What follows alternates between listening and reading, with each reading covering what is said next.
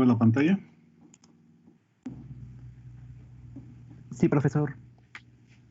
Sí, está en diámetro normal. Bien, nos quedamos por ahí, creo que andábamos viendo estas cosas de la medición de secciones transversales de los árboles. Sí. Estamos con ellos. Muy bien. Pues decíamos que habría que determinar en su momento, y es uno de los temas que están por ahí, que lo vamos a obviar aquí por algunas razones de tiempo, pero la superficie que tenemos para la determinación de una superficie real, elíptica o de alguna figura, tenemos algunas expresiones. En el caso de la elipse, está relacionada con los diámetros mayores y menores que conforman a esta elipse.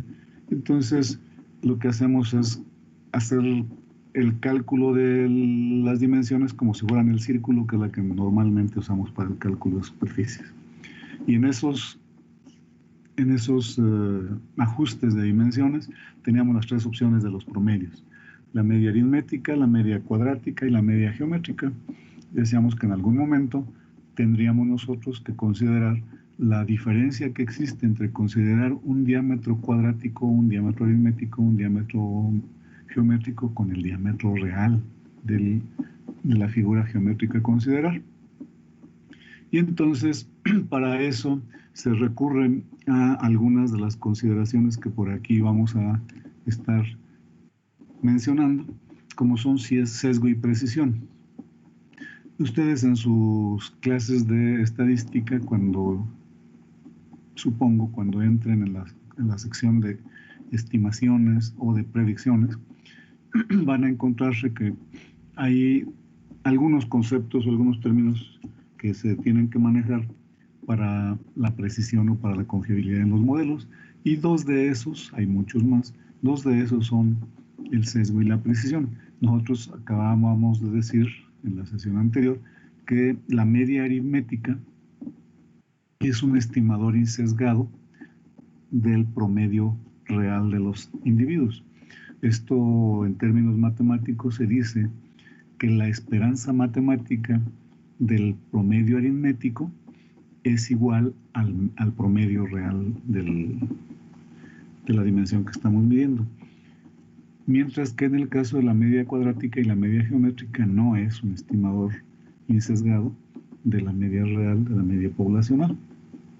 Y entonces, lo que tenemos como conclusión de todo ese rollo que viene ahí de precisión y sesgo es que hay un concepto que aquí lo vamos a tratar de manera muy, muy general como exactitud, el cual sería como, en el caso del teorema de Pitágoras, ahí se puede relacionar, la suma del cuadrado de dos componentes, de los cuadrados de dos componentes, en este caso el sesgo y la precisión. ¿Y qué es aquel sesgo? ¿Qué es el sesgo? Digamos que tenemos aquí en el caso de una diana para tiro al blanco, el sesgo está definido como la distancia o la medida que hay del dato obtenido con respecto al dato real. Digamos que el dato real es el centro de la diana y el promedio de los datos obtenidos anda en alguna distancia de ese centro de la diana, y a ese se le denomina sesgo.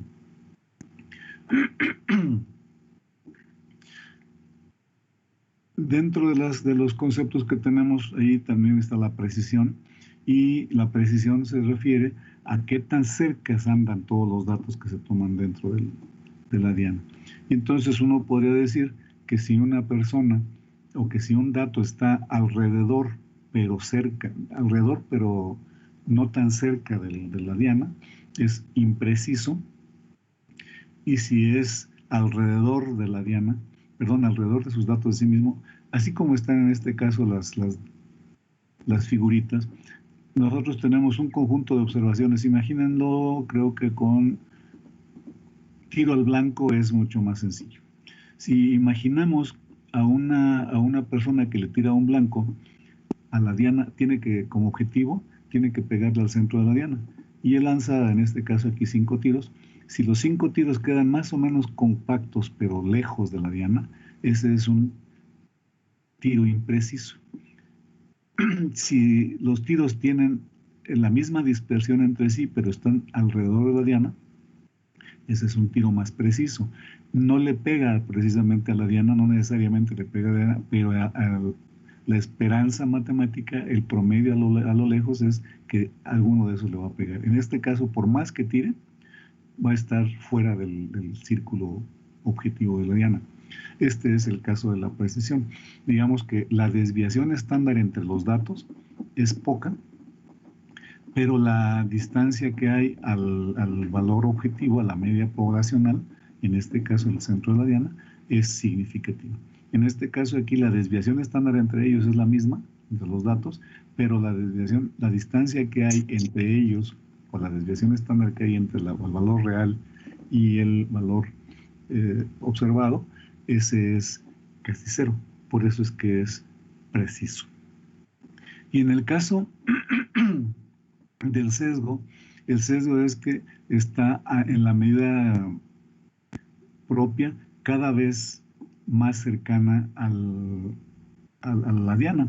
Nosotros vamos a ir observando que independientemente de dónde estén los datos, a medida que se vayan acercando a la diana, ahí vamos a tener nosotros la mayor precisión. Entonces la exactitud sería el cuadrado de la medida de la suma de la medida de esas dos variables, y nosotros vamos a tener que estimar qué tan lejos está de la media poblacional nuestras observaciones. En el caso particular de los datos que tomamos, calculamos los promedios y las varianzas de esos datos. Recordemos que hay unas técnicas para tales tomas de datos y que a nosotros les llamamos muestreo. Estos 5 datos que tenemos aquí representados serían una muestra, y esa muestra son las que revisamos.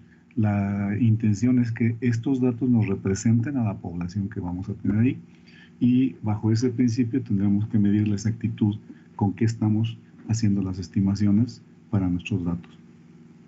Todo esto viene desarrollado de manera mucho más precisa, mucho más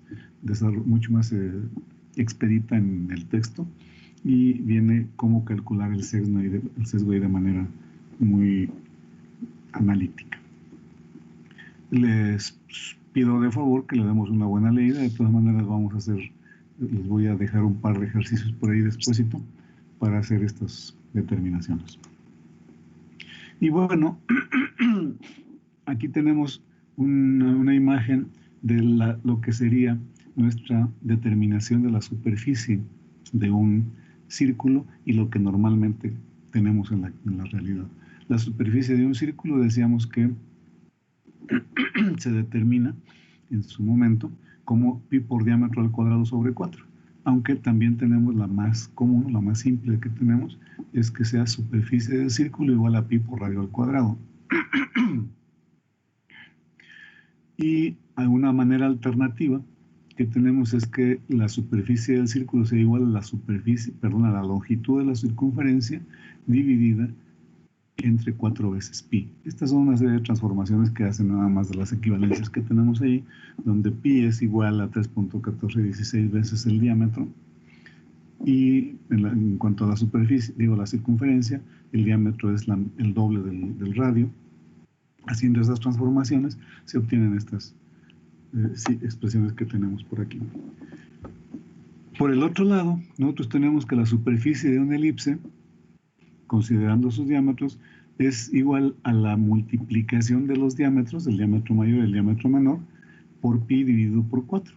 De otra manera, aquí me falta un paréntesis, de otra manera la superficie de elipse será pi por radio mayor por radio menor, en general, que no es otra cosa más que radio al cuadrado, pero considerado como un promedio. En este caso ustedes recordarán que la media aritmética, la media geométrica es la multiplicación de los cuadrados de los radios, y en este caso es una expresión que se considera como la superficie real de la elipse a la cual estamos midiendo.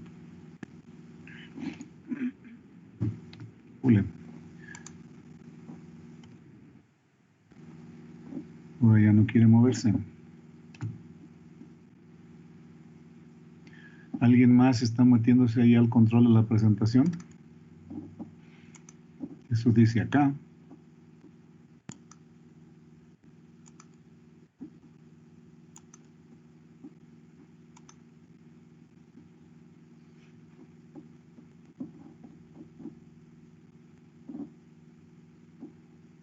Órale, ya me sacaron de la presentación. Compañeros.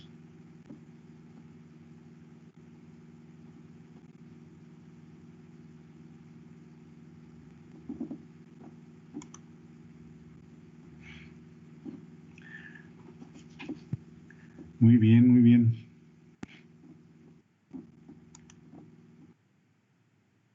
¿Y ahora? Deje de moverle por ahí, compañero, aunque yo estoy aquí como organizador. Creo que los permisos están abiertos. Vamos a ver qué nos dicen. Ahora. Ahí va de nuevo. ¿Quién es quien toma el control de la presentación, compañeros?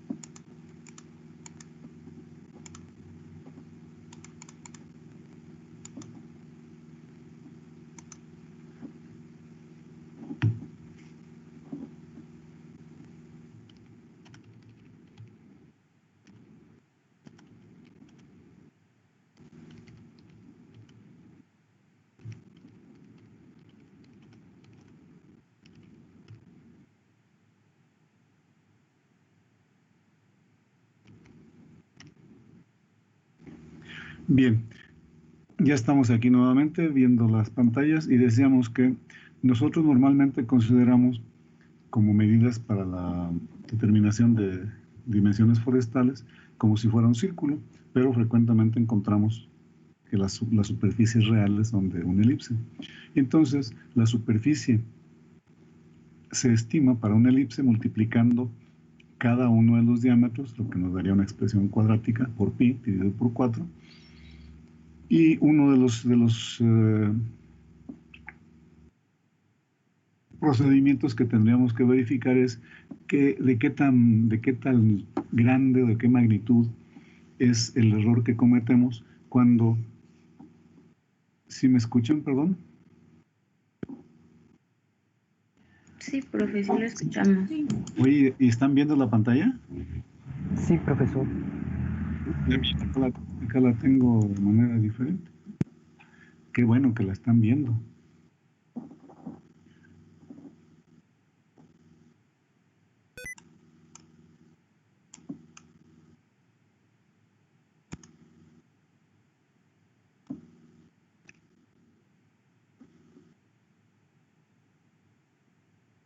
A ver, a ver, a ver.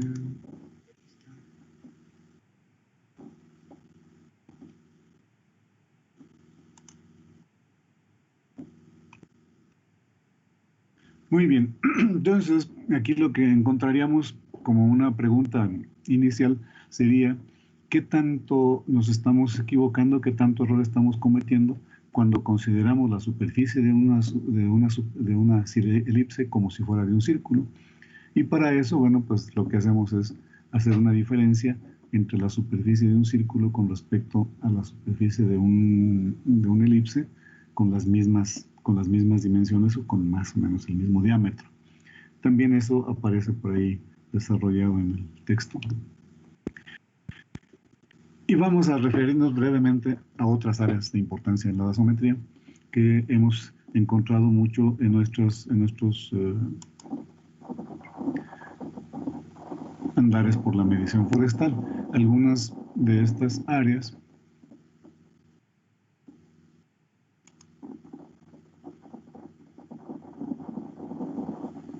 se refieren, por ejemplo, a las áreas transversales de los fustes y de las trozas, que ya más o menos le hemos estado trabajando con ustedes, y dentro de esas áreas que necesitamos determinar,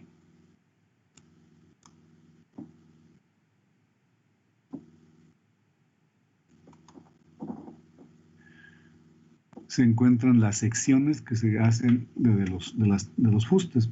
En este caso les decía yo que generalmente encontramos que esas secciones las vamos a tener en el suelo, accesibles, pero frecuentemente habrá necesidad de medirlas en árboles en pie, y para eso usamos los dendrómetros famosos.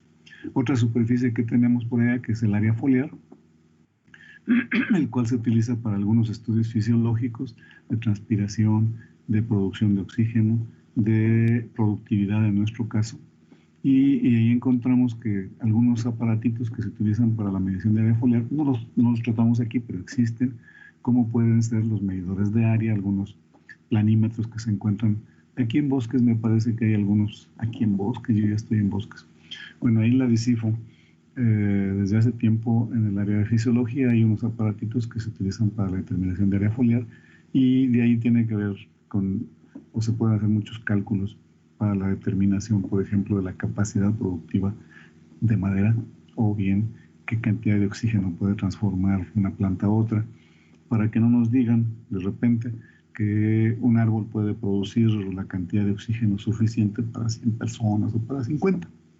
A mí lo que me gustaría en su momento es que cada uno de ustedes, cuando escuchan esas cifras, se preguntaran lo mismo que yo, y que no tengo todavía la cifra. ¿Cuánto oxígeno consume una persona al día, al mes, al año? ¿Cuánto oxígeno produce o desecha un árbol, una hoja o alguna parte del árbol, para poder de ahí nosotros hacer las estimaciones? Y se encontrarán que algunos datos son muy, muy esotéricos. Y entonces el área foliar es alguna de las áreas que nos interesa y que deberíamos de tener la precaución de tener el datito para antes de decir que la producción de oxígeno o que las arañas. No por nada la confusión casi siempre de dónde está la mayor reserva de organismos productores de oxígeno: en la biota marina, en las algas específicamente, en la selva lacandona o en algún otro ecosistema. Algunos han dicho que en el pasto, en los pastos son los más productivos, y en las áreas herbáceas. Bueno, pues habrá que determinar y averiguar cuál es el mecanismo de medición, y uno de los más eficientes, de hecho el que más crédito tendría, sería este de la determinación del área foliar. Después de la determinación del área foliar, tendríamos que revisar la cantidad de células activas que tienen, por ejemplo, en cada por centímetro cuadrado, por milímetro cuadrado, porque el oxígeno, en el caso particular del oxígeno, pues se produce o se regenera en una partecita por allá muy pequeña de las células. Creo que se llaman las crestas de las mitocondrias. Entonces por ahí vamos a tener esa área foliar que lo comentamos como una alternativa para aplicar nuestros vastos conocimientos en la medición forestal. Otro aspecto que necesitamos trabajar de manera muy regular en el caso de las áreas es el área de cobertura. Este se trabaja más o menos frecuentemente en el caso de la actividad forestal, y el área de cobertura se refiere a qué proporción de la superficie de un terreno está cubierta por copas. Esto tiene que ver con la erosión del suelo, con la cantidad de sombra o la cantidad de luz que pasa al suelo, y que esta cantidad de luz incide sobre la germinación o sobre el crecimiento de las plantas del sotobosque. De esta área de cobertura depende la clasificación de unas especies que seguramente ustedes ya las tienen muy, muy estudiadas: especies tolerantes, especies intolerantes, y que nosotros tendríamos la necesidad de conocer cuál es la superficie del suelo que está cubierto por copas de los árboles, por hojas vivas, muertas, en proceso de descomposición, etcétera, para poder hacer algunas determinaciones de cuánto produce o de cuál es la velocidad de crecimiento o cuál es la velocidad de recuperación del suelo, por ejemplo. Si nosotros tenemos información de que los ecosistemas con mucha exposición al sol se descomponen, las materias en la superficie se descomponen mucho más fácil que en las superficies que no están expuestas al sol. Vamos, ¿en qué tipo de ecosistema se forma más rápidamente el suelo? Entonces, nuestra área de cobertura va a ser un factor interesante porque finalmente el área de cobertura nos va a estar condicionando la temperatura y en buena medida la humedad que haya en el suelo. Tradicionalmente se ha utilizado para medir la densidad del bosque, y la densidad del bosque entendida esta como una proporción de ocupación del bosque. En el caso particular se utiliza como una medida de ocupación de árboles dentro del bosque. Y de ahí ya sacan una serie de consideraciones para la producción y el aprovechamiento de este mismo. Se ha utilizado tradicionalmente tecnología aérea, fotografías aéreas, ahora con las imágenes de satélite, con los sistemas de información geográfica, los famosos GIS o los SIGs. Se ha vuelto muy, muy común, pero es una técnica ya bastante trabajada como instrumento utilizando las fotografías aéreas, y se utilizan a partir de ahí algunas concepciones. Esta área de cobertura nosotros la podemos determinar de manera directa midiendo la proyección de la copa sobre el suelo en una proyección ortogonal, le llaman los ingenieros civiles, que no es otra cosa más que medir los diámetros de copa o estimar, calcular el diámetro, la superficie de copa, que es la superficie de la copa proyectada sobre el suelo. ¿Habría alguna alternativa, alguna necesidad ahí para los que nos dedicamos y hablamos de que somos restauradores, ecologistas o forestales tradicionales, forestales en serio? Y tendríamos que decir que el área de cobertura podría ser clasificada por intensidades, dado que la copa tiene una estructura vertical y nosotros medimos la proyección de la copa en el sentido ortogonal, en el sentido horizontal. Es muy lógico pensar que la proyección de la copa, medida como una variable que nos daría la intensidad de luz recibida en el suelo con cierta cobertura, pues encontraríamos que en el círculo posible que se establece de la proyección de la copa, tendríamos diferentes graduaciones en cuanto a la intensidad de la luz que puede pasar, o bien en cuanto a la espesura que tenemos de la copa. En el centro seguramente tendremos una cobertura total, mientras que nos alejamos del centro hacia la orilla del círculo del árbol, de la copa del árbol, encontraremos que en la orilla sería muy escasa la cobertura que tendríamos, y esa sería otra medida que nosotros podríamos encontrar para la determinación de nuestra cobertura real en el suelo y los efectos que yo pudiera tener. Después de eso, pues nos encontramos con que alguien dice, oye, pero es que mira, en donde hay claros, sobre todo aquellos que hablan de ecosistemas tropicales, la regeneración se da de manera maravillosa. Sí, pero se habrán fijado que se da la regeneración preponderantemente donde hay áreas expuestas al sol y que la cobertura de los arbolitos está haciendo como un efecto alelopático, dado que en la medida que nos acercamos al poste de los árboles sobre el terreno, hay menos regeneración. Y entonces pues necesitamos abrir la masa forestal existente en cualquier lado si queremos que haya regeneración. Esa es otra medida que la cobertura nos daría una idea. ¿Qué tanta abertura, qué tan dispersos necesitamos nuestros árboles, qué tanta sombra necesitamos tener para que se dé una buena regeneración, una buena sustitución de las masas y tengamos esa dinámica que a nosotros nos podría interesar en un momento dado y que es muy diferente al dejarlo ahí simplemente y que crezca como está y después hacer las conjeturas que mejor nos convengan en el momento social que tengamos. Entonces, esta área de cobertura, a mí me parece que es una de las, tanto como el área foliar, una de las variables que en este momento del desarrollo del conocimiento de nuestra sociedad tendrían una aplicación endemoniadamente grande y que, para fortuna de algunos, desgracia de otros menos, son de las menos consideradas. A nadie le interesa realmente cuál es el dato duro que haya por ahí.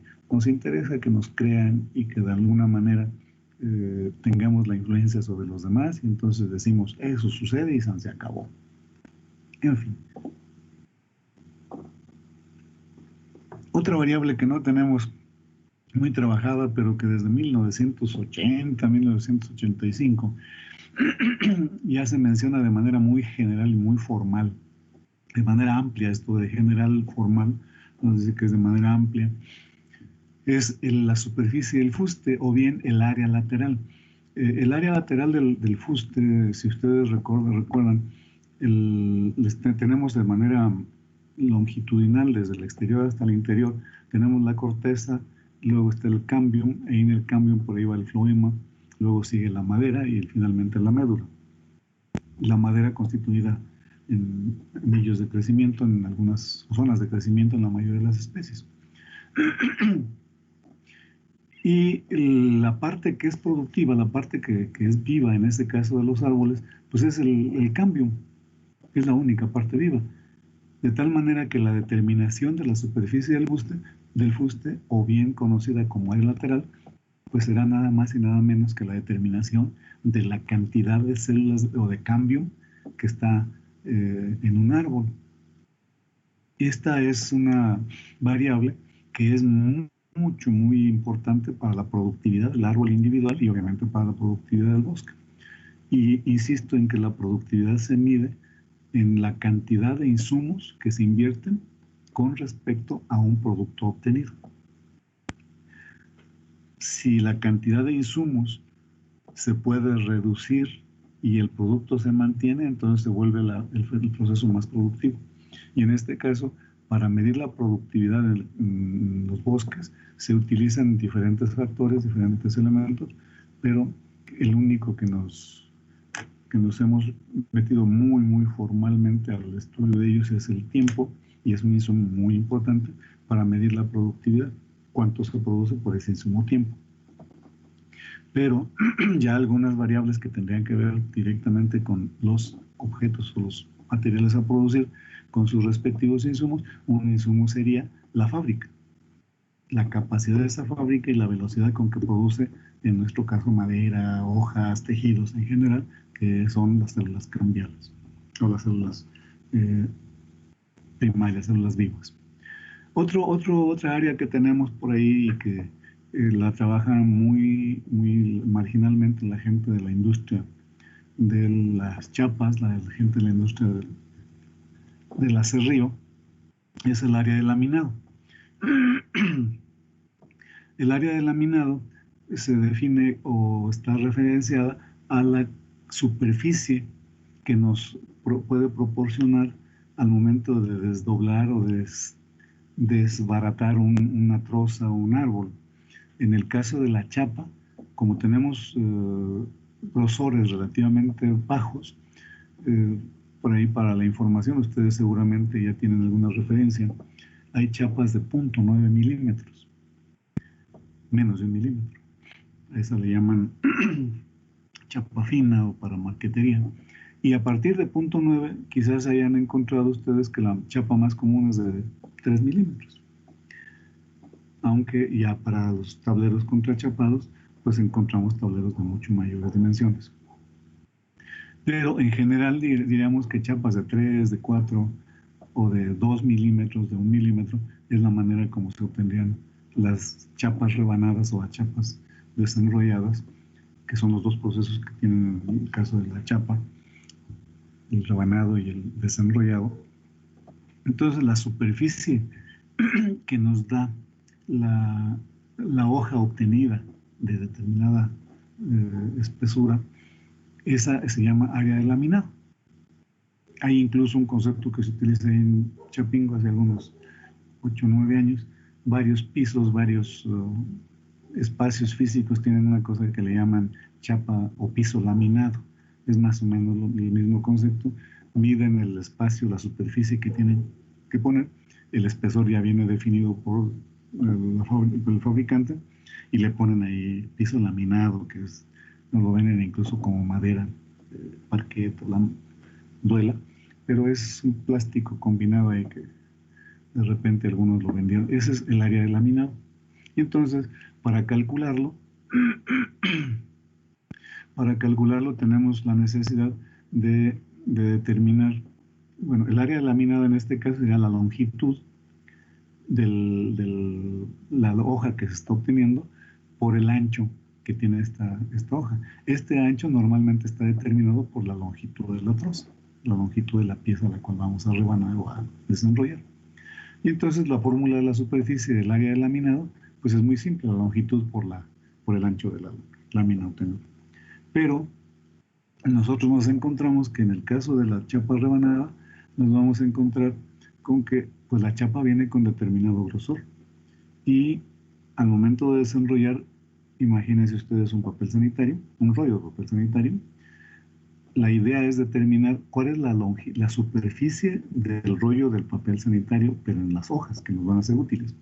Ahora con la pandemia que se pusieron muy de moda y que hay escasez de papel sanitario, todavía no entiendo por qué. Alguno de ustedes en algún momento me lo podrá explicar, supongo que lo entienden de mejor manera, por qué con el coronavirus, el COVID-19, hay necesidad de consumir mucho papel sanitario. Todavía no lo entiendo.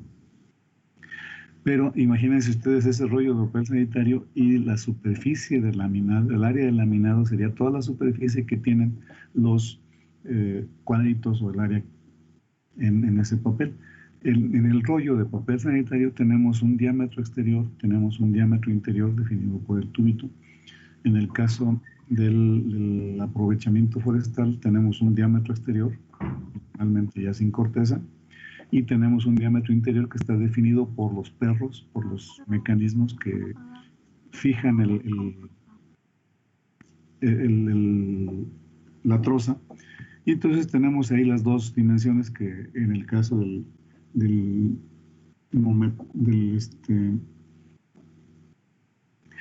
la estimación del área de laminado nos interesa. Y la longitud del área de laminado, pues será interesante determinarla por el grosor, por la amplitud que va a tener esta y con el grosor que significan las piezas obtenidas.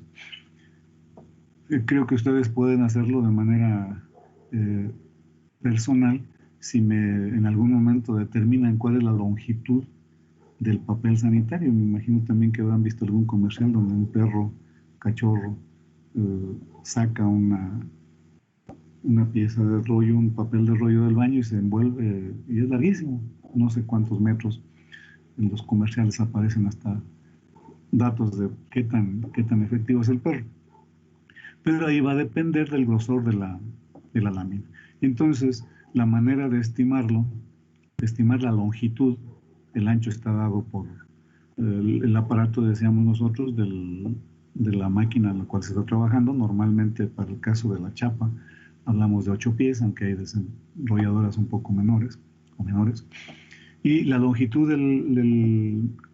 de la pieza que se obtenía, de la chapa en este caso, sería igual a la multiplicación de pi dividida por 4 veces el grosor de la chapa, y esto dividido por la diferencia de diámetros, el diámetro mayor menos el diámetro menor, o el diámetro exterior menos el diámetro interior, elevado al cuadrado.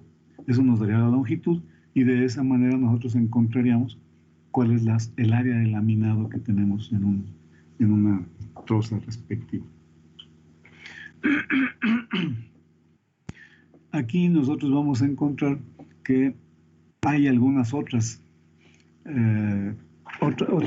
maneras o otros procedimientos, y en el caso particular instrumentos para la determinación de áreas de superficies en el área forestal. Uno de ellos, ustedes lo van a utilizar, algunos quizás ya lo hayan hecho, se llaman planímetros.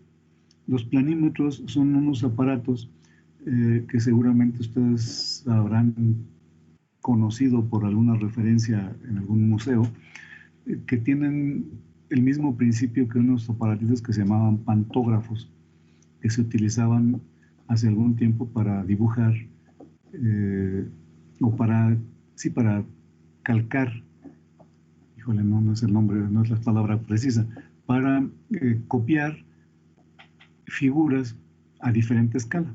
El planímetro son dos reglas paralelas que se ponen a diferentes distancias, la distancia varía, y entonces uno de los extremos se pone fijo, otro, déjenme ver, creo que por aquí traigo, no, después por ahí en algún lugar debo traer los planímetros, en este caso ya no lo traigo, pero hay estos planímetros que se utilizan con un punto fijo. Una de las partes intermedias se pone en el punto a calcar, en el punto a reproducir, y el otro extremo, normalmente contraesquinados del punto fijo, está a donde se va a ir reproduciendo, y dependiendo de la amplitud que exista en las dos líneas paralelas, en los dos objetos paralelos que se están poniendo en contacto, va a ser la escala con la cual se vaya a hacer. Normalmente es para ampliar figuras.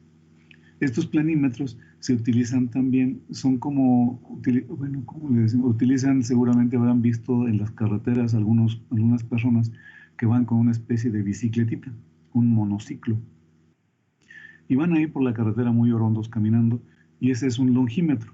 Lo que tienen ahí es que la llantita, como en el caso de las bicicletas, los coches, la llantita que tienen es conocido su perímetro, y entonces pues hacen circular ese aparatito sobre la superficie a medir, y lo que hacen es contar el número de vueltas.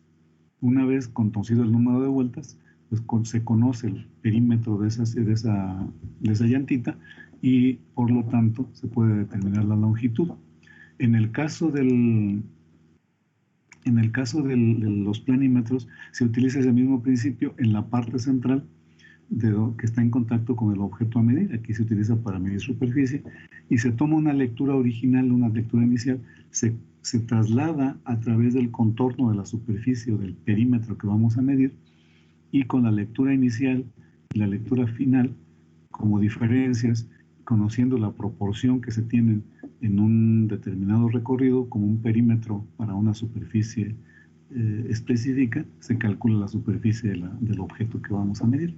Es muy, muy útil para la determinación de superficies agrícolas, la agrimensura famosa. Ese es el principio básico. Todavía incluso los sistemas de información geográfica, bueno, ahí lo hacen por una visual superior, y se determinan los perímetros que mide el planímetro, y con una relación que hay entre la longitud del perímetro y la superficie que se contiene en ese entorno, se calcula esta superficie mediante el planímetro. Por ahí en algún momento debo de traer algunas figuras que me encontré, pero aquí no las alcancé a poner. El otro esquema que tenemos para la determinación de superficie son el uso de plantillas de cuadros o puntos. Este seguramente lo habrán usado, lo vamos a utilizar en ambos, planímetro o plantillas, uno de esos dos lo vamos a tener la necesidad de usarlo nosotros. Nosotros hacemos la determinación de volúmenes de piezas de madera, de piezas con superficies regulares, a través de planímetros o bien de plantillas. Y estas plantillas pues no es otra cosa más que hacer un cuadro de 1/4 de centímetro cuadrado, a veces de 1 centímetro cuadrado más frecuentemente, o de alguna otra superficie que nosotros tengamos necesidad de acuerdo con el tamaño de la superficie a medir.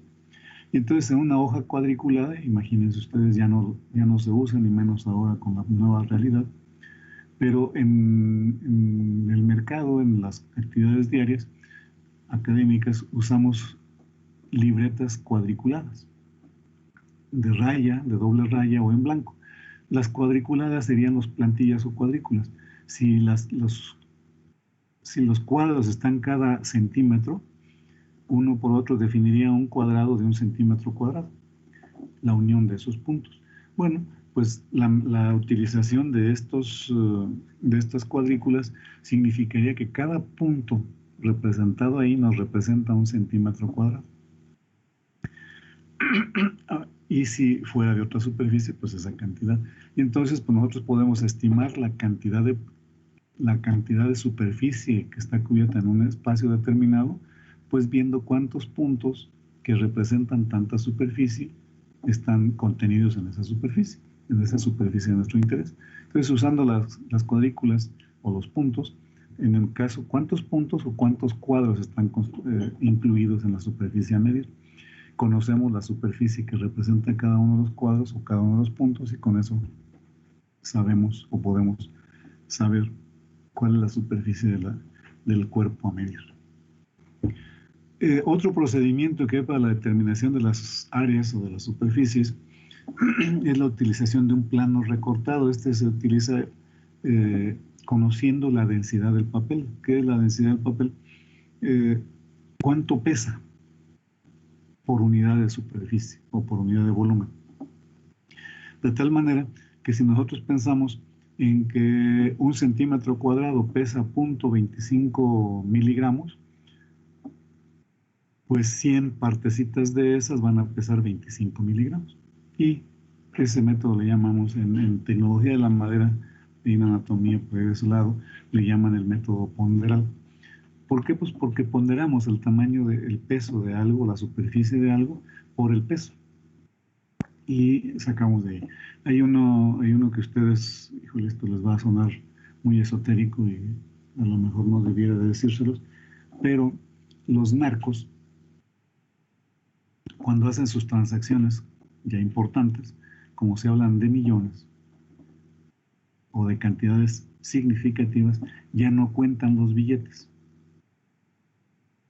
Es muy complicado estar ahí contando, es como las votaciones del Consejo Divisional en Chapingo, del Comité Ejecutivo Estudiantil.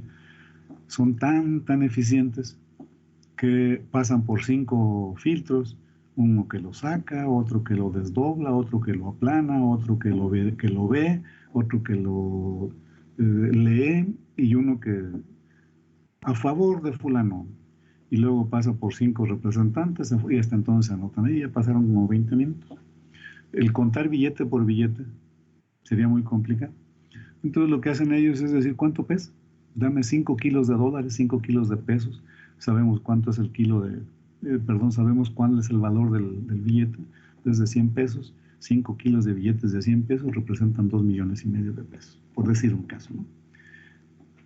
Ya no tenemos mucho problema porque el peso del papel, moneda, es uno de los más precisos, de los más exactos. Y entonces, pues sabiendo cuántos billetes hay ahí, ya no tenemos problema. Sabemos el valor de cada billete y se puede calcular. Este es el caso del plano recortado. Se recorta una superficie con un plano, con un papel que ya conocemos, se puede conocer de manera muy fácil cuál es el peso de un centímetro cuadrado o de una unidad de superficie cuadrada, y entonces pues lo que hacemos es que cortamos el papel siguiendo la forma de la troza, de la rodaja que queremos medir, y lo pesamos y hacemos la proporción con respecto al valor unitario que esté bien. Este también es relativamente práctico y muy utilizado, pero pues como es algo así que no utiliza un celular, como le llaman, 25 Pro, pues algunos dicen, es que ese es chafita, ¿no? El hecho de que alguien use un aparato de tecnología muy popular y muy desarrollado no significa que sea un buen comunicador o un buen usuario. El caso de los planímetros fotoeléctricos, que son exactamente los mismos planímetros, hacen las lecturas con algún mecanismo fotoeléctrico. Hay algunos que hacen las lecturas con rayos láser, algunos con rayos X, algunos con visores de escalas de luz. Estos son fotoeléctricos, así que es la misma circunstancia. Hacen la determinación de la superficie. En algunos, como los escáneres, por ejemplo, lo que hacen es que son lecturas sobre superficies, miden cambios el primer cambio de densidad, o el primer cambio de luminosidad, o el primer cambio de consistencia. Eso me lo consideras. Entonces arman un polígono de manera fotoeléctrica y después la medición pues, es determinar cuál es la longitud de ese perímetro y cuál es la superficie asociada con esa longitud. Otro procedimiento muy utilizado desde hace, no sé, 8,000 años, algunas referencias con los egipcios, con mis paisanos, son el trazo de figuras geométricas. Nosotros tenemos la figura geométrica más común, es el triángulo. Y dentro de estas figuras geométricas, para medir polígonos de formas irregulares o incluso de formas regulares, pues serán estos triángulos de formas de superficie conocida, y entonces pues se hacen tantos triángulos que quepan en el polígono que nosotros tengamos. Esta es una manera que se utiliza en los fotoeléctricos y en los demás instrumentos ópticos o bien fotoeléctricos o electrónicos. El píxel, ustedes seguramente tienen preciso el concepto de un píxel y que luego se lleva a números en el sistema octal para la programación, está basado en este principio, en una figura geométrica. Si ustedes recuerdan cuál es la figura geométrica asociada en un píxel, hablan yo creo que todos en sus cámaras tienen una camarita de ahí de 8 megapíxeles. De 32, yo creo que el más sencillo de ustedes ya lo debe tener como 64 megapíxeles, una cámara. Y pues no es otra cosa más que la cantidad de píxeles que caben en una superficie cuadrada, que no recuerdo ni sé, ni me interesa, pero creo que es un centímetro cuadrado. ¿Cuántos puntitos? ¿Y qué figura tienen esas? Seguramente al momento de andar haciéndole Photoshop a las figuras, se habrán dado cuenta que los píxeles, y así le llaman, ¿no? Está muy pixeleada la imagen. Los píxeles tienen una figura cuadrada, que tiene ciertos problemitas porque pues desde hace muchísimos años nuestra experiencia histórica nos dice que la mejor figura para hacer esas determinaciones en superficies irregulares sería el triángulo, pero en el caso de las figuras actuales y el píxel, pues es el cuadrado. Otro mecanismo para determinar las áreas es el utilizar prismas dióptricos. Resulta ser que el prisma dióptrico es una manera para medir el desplazamiento que hay de un espacio a otro. Y entonces, cuando se mide el desplazamiento, sobre todo en áreas basales, ya en áreas de varios individuos, de varios elementos, nosotros lo que hacemos es que medimos cierto diámetro y ese diámetro está asociado con el área. Y entonces, a través del prisma, lo que hacemos es ver cuáles de esos individuos, cuántos de esos individuos sobrepasan esa dimensión de diámetro y nos lo llevamos a la expresión de área. Y entonces, por ahí tenemos la medición de prisma dióptrico, conociendo el ángulo de dispersión, el ángulo de refracción que cada prisma dióptrico tiene. Estamos determinando una dimensión que es el diámetro, y en función a ese diámetro calculamos la superficie. Por eso es que no son útiles los prismas dióptricos. En su momento tendríamos que referenciar que este prisma dióptrico, estos prismas dióptricos, no son otros más que los mismos que se utilizan en los lentes de las personas. Lo que se utiliza es el principio de los prismas dióptricos y es lo que hacen que ajusten la visión de una persona para su funcionamiento. Estos prismas dióptricos nosotros vamos a tener que trabajar mucho sobre ellos de aquí para adelante, o de hecho ya deberían estarlos trabajando desde hace un año, cuando menos, que estaban en preparatoria. Pero el prisma dióptrico se utiliza en redascopia, y los redascopios utilizan este mecanismo de prismas dióptricos o bien con los ángulos visuales lanzados. El prisma dióptrico define ya por construcción, por el ángulo de refracción del propio prisma, definen el grado de desplazamiento, el ángulo de refracción. Y el redascopio lo define de manera física, el ancho de la mira con respecto a una longitud de la vara, o bien la distancia del observador a la vara auxiliar que nos está permitiendo medir los ángulos verticales, los ángulos horizontales que tenemos ahí, o bien los ángulos verticales, que también pueden ser verticales. Entonces tenemos ahí los aparatitos que nos permitirían medir otros procedimientos y otras áreas del terreno. Si alguno de ustedes tuviese alguna pregunta para este efecto, ¿cómo andamos? Tengo aquí en pantalla a Ariel Alamis González. Bien, profe, todo bien. ¿Todo tranquilo? ¿Está leyendo usted el texto del libro? Poco a poco, profe, sí. Considere que vamos relativamente rápido. Yo ya debo de ir por la página 100, por la página 80, ¿no? Sí, profe. Tengo por acá también a José Alejandro. Ya no me alcanza a salir el nombre completo. ¿Es Pacheco?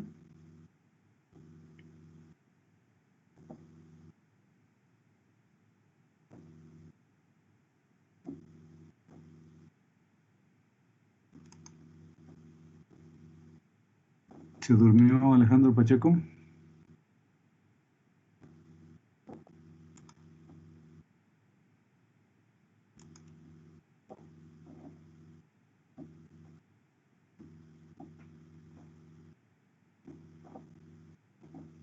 Le ponemos falta.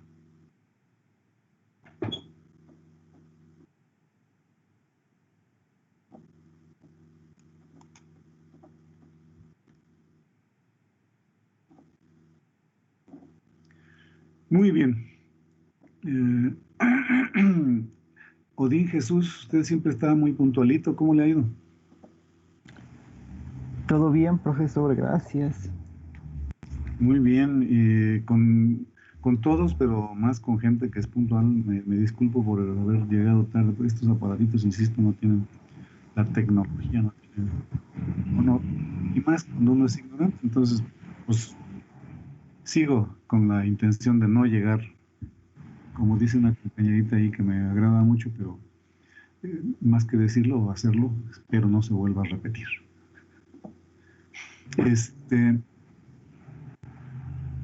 Seguimos entonces, dado que estamos a todo dar, insisto, es probable que estas cosas de los otros procedimientos para la determinación de áreas lo tengamos de manera más desarrollada en otros textos que no son el texto que seguimos.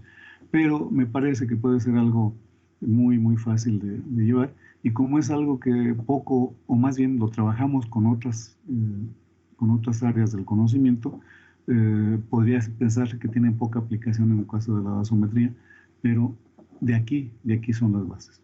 Entonces no descuidemos un poquito en ese sentido la información. Vamos a intentar darle con otra de las variables que necesitamos determinar en el caso de los árboles. Nosotros en realidad lo que necesitamos es el diámetro, pero por razones tecnológicas, por razones de necesidad de las personas, de los individuos, pues lo que hemos utilizado frecuentemente, tradicionalmente, es la madera. La madera, que seguramente ustedes en su clase de tecnología, de anatomía de la madera, ya habrán visto que la madera no es otra cosa más que xilema. Los árboles están constituidos en el fuste por xilema, por floema y por otros materiales. En el caso particular, por aquí, en esta gráfica que ustedes ven, pues tenemos una troza, y lo que nos interesa tradicionalmente es el diámetro, pero el diámetro de la madera que podemos aprovechar. Tenemos tres partes fundamentales aquí en el caso del corte transversal de un árbol, que sería la madera, lo que nosotros llamamos como xilema, y en la parte exterior hay una transición para encontrarnos con la segunda parte constitutiva, que es la corteza, con estructuras, con características, con propiedades, totalmente diferentes una de otra. Y en medio se encuentra la zona generatriz, que es el cambio. Yo diría que esas son las tres partes fundamentales de nuestra sección transversal. La madera, el xilema, que es lo que nos mueve en general. El cambium, que es lo que tenemos que diferenciar, identificar como zona de transición, la zona de cambio entre, y de hecho de ahí viene el nombre de cambium, por cierto, de cambio entre la madera y la corteza que es en general indeseable para todos los aprovechamientos forestales. Es tan indeseable que se tiene que hacer todo un esquema para ver si se queda en el monte o si se lo lleva uno a la planta industrial. La mayoría de las personas, pues llegamos, cortamos el árbol y nos lo llevamos. Y después tenemos el problema de nuestro patio de desperdicio, que está acumulándose cada día más, cada vez de manera muy, muy general y problemática.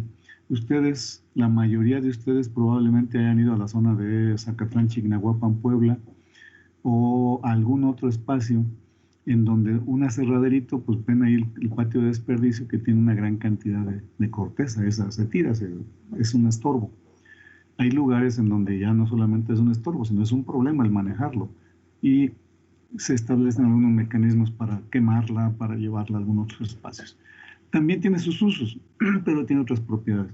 Y entonces, pues nuestro problema es determinar cuál es el volumen de la madera. Y de paso, que no es tan de paso, determinar cuál es el volumen de la corteza. Para esto, pues necesitamos los datos iniciales, que son el diámetro de la troza o el diámetro del árbol y su longitud, ya sea como longitud de troza o como altura del árbol, altura total, altura de ajuste limpio. Y su grosor de corteza va a depender de la altura, de la edad, del tipo de especie, de muchas otras variables, pero en general, digamos, de la altura a la cual está tomándose. Ustedes tendrán que dar cuenta que el diámetro normal es el parámetro, es el lugar de medición de las variables de diámetro, por la facilidad, por la comprensión que tenemos del diámetro, pero que a medida que a medida que es más alto el árbol, el diámetro va reduciéndose. A medida que el diámetro es mayor, el diámetro va incrementándose. Si el árbol está sujeto a incendios, por ejemplo, el diámetro es más pequeño con respecto al grosor de corteza. Si el árbol es tropical, el diámetro de copa, perdón, el diámetro del fuste es mucho mayor con respecto al grosor de corteza. Cosas de esa naturaleza. Y finalmente, pues el volumen que nos interesaría determinar al final, pues está en función de ello.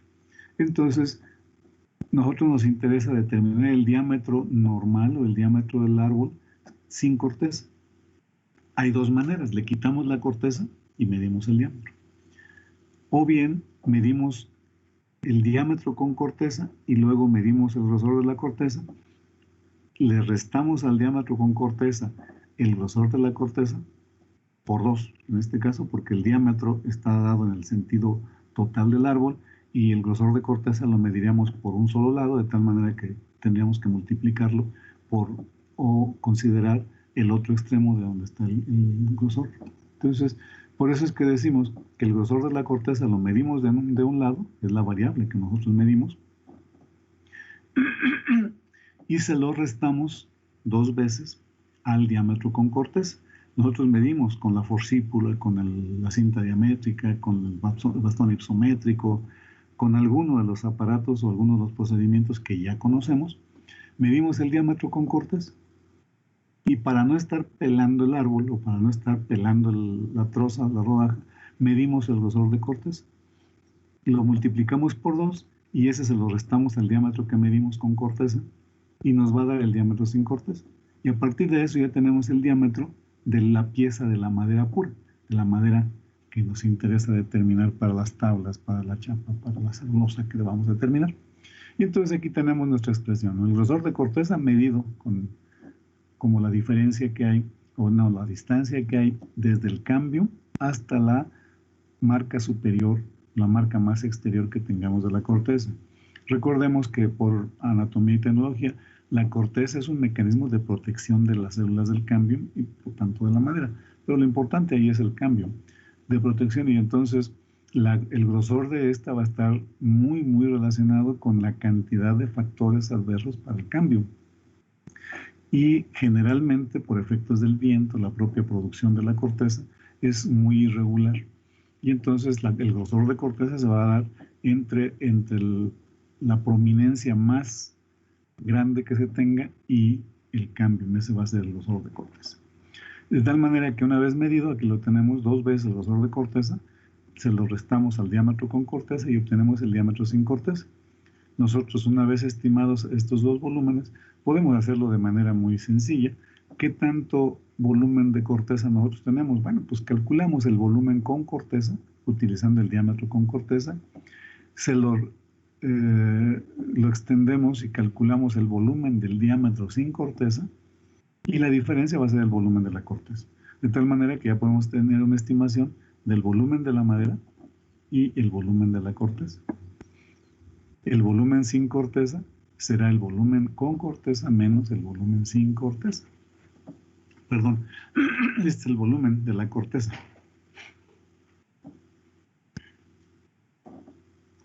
Este sería, nosotros tenemos entonces, este sí es básico para la medición forestal por razones muy fuertes en cuanto a los volúmenes que representa la corteza y la dificultad que tiene. Por ejemplo, la corteza, los árboles con corteza requieren en el caso de aserrado, se llevan al corte y al aserrío, requieren de 30-35% más mantenimiento que los árboles que los aserraderos que procesan madera sin corteza. Algunos no se nota mucho, pero ahí están, llegan a representar mantenimiento hasta en esas proporciones. Entonces ahí tenemos el diámetro de la corteza, perdón, el grosor de corteza que nos permite determinar el diámetro sin corteza y el diámetro con corteza.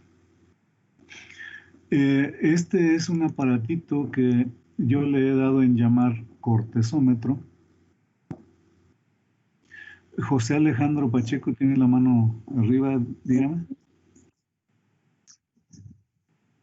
No, profe, ¿me escucha? Sí, claro. Es que no pude contestar hace rato porque no sé, hoy sí lo escuchaba y veía la presentación, pero no me dejaba apretar ni un botón de la aplicación, nada. Creo que es un problemita de saturación de la red, no sé si esa sea mi apreciación, pero al momento de que yo estuve entrando 15 minutos antes me decía, inténtalo más al rato, inténtalo más al rato, inténtalo más al rato. Y yo supongo que es por saturación de la red, que casi todo el mundo está tomando clases a estas horas. No se preocupe mucho, le agradezco y bajamos la mano entonces. Sí, y es que igual ya estuve picando, se puso la mano. Para los que tengan alguna pregunta o comentario, ese es el procedimiento que podrían usar, dado que no los tenemos por aquí totalmente visibles. Sí me aparece cuando hay una mano levantada. Yo supongo que ustedes también. Para que hagan algún comentario o alguna pregunta. Estamos ahí abiertos. Creo que ya... ¡Ay, caray! Ya quedan 10 minutos. Bien, este es el aparato que le llamamos cortezómetro. Esto empezó de manera muy coloquial, a veces como broma, pero es una medida, es un nombre correcto. El medidor de corteza, todo el mundo le llama como medidor de corteza, y tenemos, pues se llama un cortezómetro, medidor de corteza, así como tenemos un dendrómetro, que mide árboles, que mide diámetros. Este es un aparato que se utiliza para la determinación del grosor de la corteza, y es un aparatito muy ingenioso, muy chistoso. Está constituido por un brazo fijo, el cual está graduado acá al final, y tiene una palomilla, un perno a escuadra, que es móvil. Este se mueve desde aquí. Y aquí este tiene un cilindro, obviamente para la construcción, para la permanencia en el aparato, para moverse, y la graduación viene desde acá. Entonces aquí aparece la graduación con algunas características. Esta es una muesca para tomar la lectura. Esto está graduado nada más esta es una superficie circular, un cuerpo circular que está graduado en alguno de sus lados, normalmente el que presumiblemente debe de estar hacia arriba, y la palomilla debe estar perpendicular a la graduación, más o menos. Por aquí en algún espacio no viene puesto, pero tiene un seguro que en el caso de los aparatos que tenemos ahí en bosques de esta naturaleza, este seguro generalmente ha sido botado. Curiosos de los compañeros que nos antecedieron, y también de quienes hemos dado la clase, que no hemos tenido cuidado de señalarlo. Por aquí tiene un botoncito, es un tornillito, un seguro que los curiosos pues le metemos la uña o algún desarmador y le damos vuelta y lo quitamos, y entonces esto ya se vuelve totalmente extraíble. Y les digo porque hay que tener cuidado con este aparatito. Aquí en la parte final tiene un corte eh, hecho de manera cóncava, de tal manera que se forma como un tubito.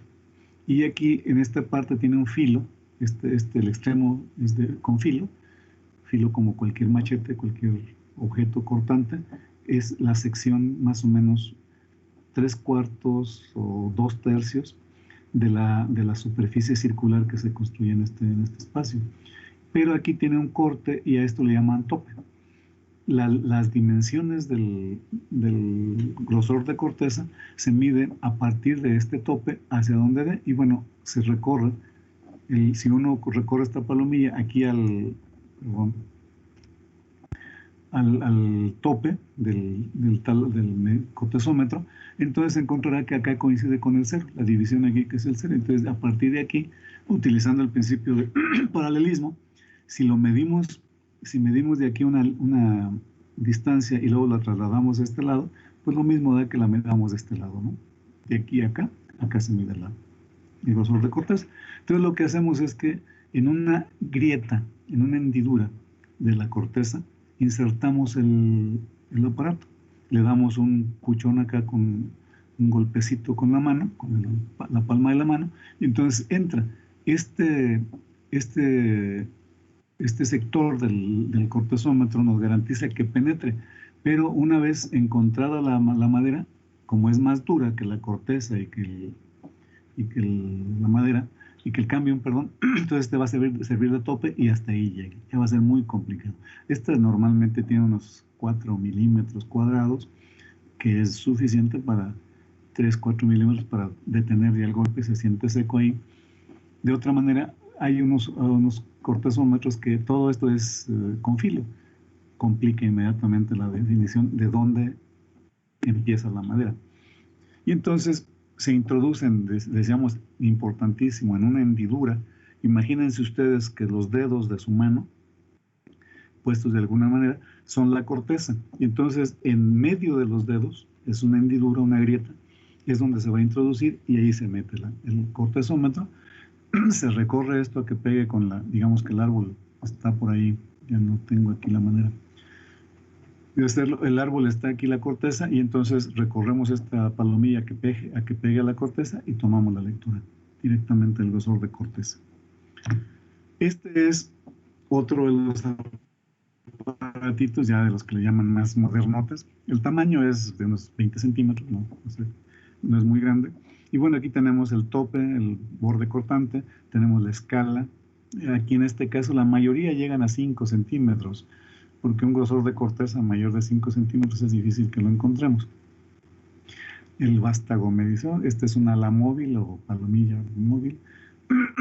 La línea de lectura y su empuñadura, en este caso es un cortezómetro de plástico. Nosotros, los que a mí me gustan, son de madera, por obvias razones. Este trae hasta una tapadita, un protector para la zona de corte, dado que esta es una zona de filo. Entonces, este es el aparato medidor de corteza. ¿Cómo se usa? Decíamos, insertamos este aparatito, por aquí tengo hay otros más pequeños que tenemos aquí. Mire, aquí está el detalle de la zona de corte y la zona del tope para la corteza.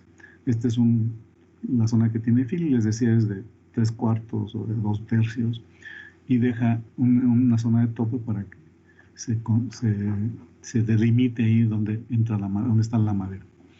Y aquí tenemos el uso del protector. Este es el corte, miren ustedes, está en sentido cóncavo, de tal manera que se define como si fuera un tubo, un círculo al final, y tenemos acá la zona de corte y de tope. La manera de utilización, y aquí ven ustedes la proporción, en una grieta se introduce, se le da el golpe con la palma y se recorre la palomilla a que tope con la corteza y se toma la lectura aquí en este espacio.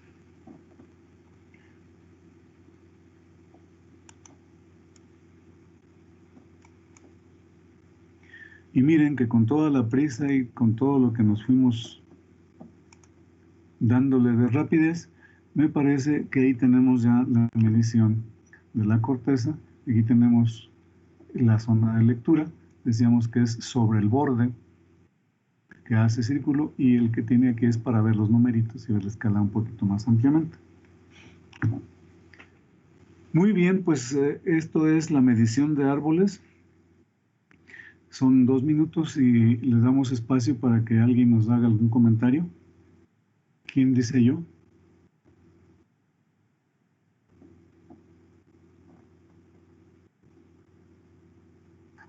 Profe, Sí. quería preguntar cómo funciona lo del tope en esto último. ¿Lo del qué, perdón? El tope, El tope. sí.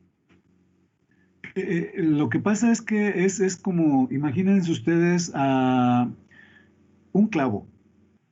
Un clavo que en un extremo lo han visto que seguramente tiene un pico formado por una arista de 4.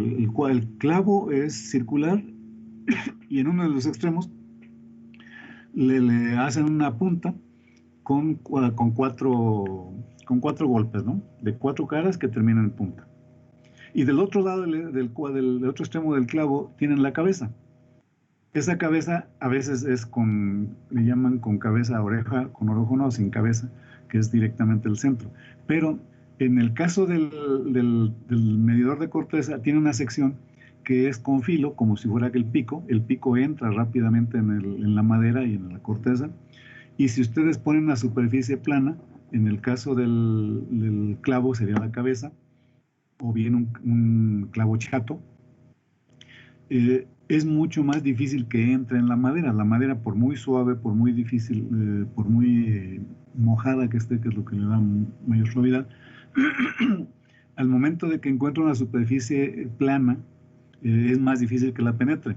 Y como nosotros necesitamos medir el grosor de corteza y la corteza empieza donde empieza la madera hacia adentro y la corteza hacia afuera, pues necesitamos esa diferenciación. El tope funciona en ese sentido. Nos delimita dónde empieza la madera.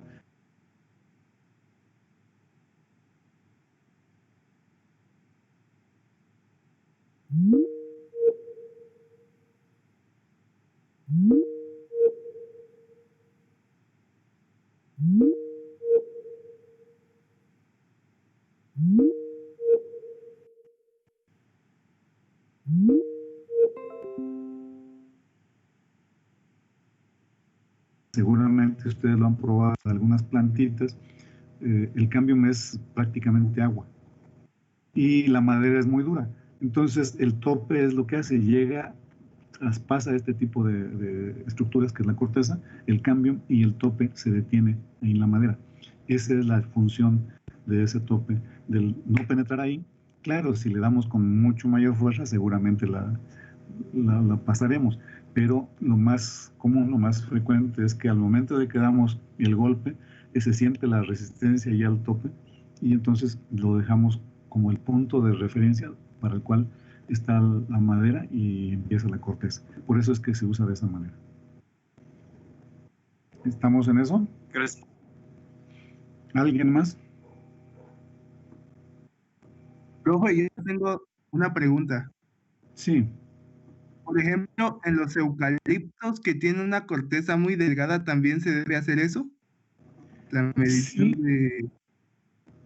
sí se debe hacer eso, y de hecho es uno de los lugares, aunque la corteza es delgada, hay muchos individuos que tienen cortezas delgadas. A ver, permítame un segundito, ¿sí?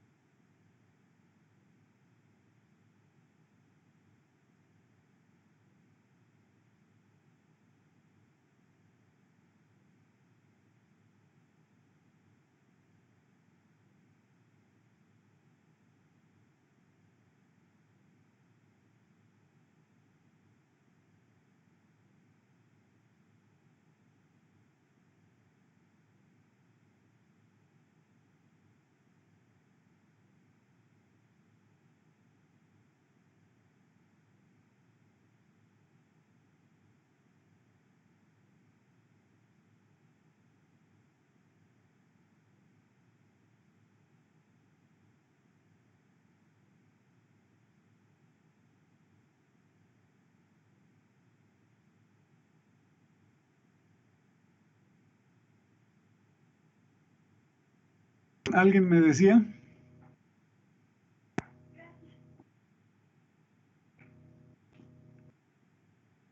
Yo, profe, lo del eucalipto.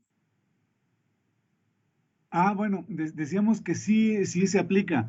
Hemos tenido el problema de toda la vida de que, como es poquito, no lo medimos. No, señores. Los profesionales hacen las cosas bien. Y entonces, pues se tiene que medir, se utiliza lo mismo. Y aquí la diferencia radica en la precisión con la cual determinamos la medida. El aparato se usa igual y está igual, y es donde más se aplica, porque la diferencia entre la consistencia de la madera de eucalipto y la corteza son muy escasas. Es más similar la corteza, sobre todo cuando están verdes o están en pie. Ya cuando están derribados, la dureza de la corteza es mucho mayor a la de la madera.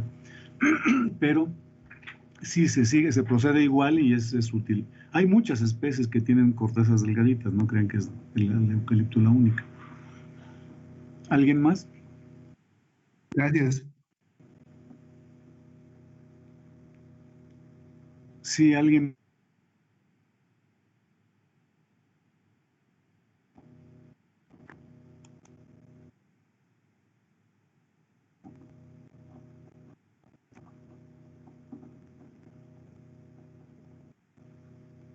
Miren, tenemos varias cosas.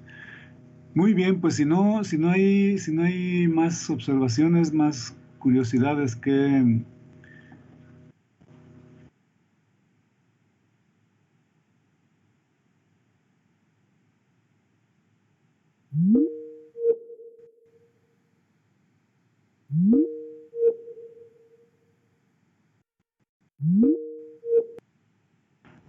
Sí, profesor, gracias.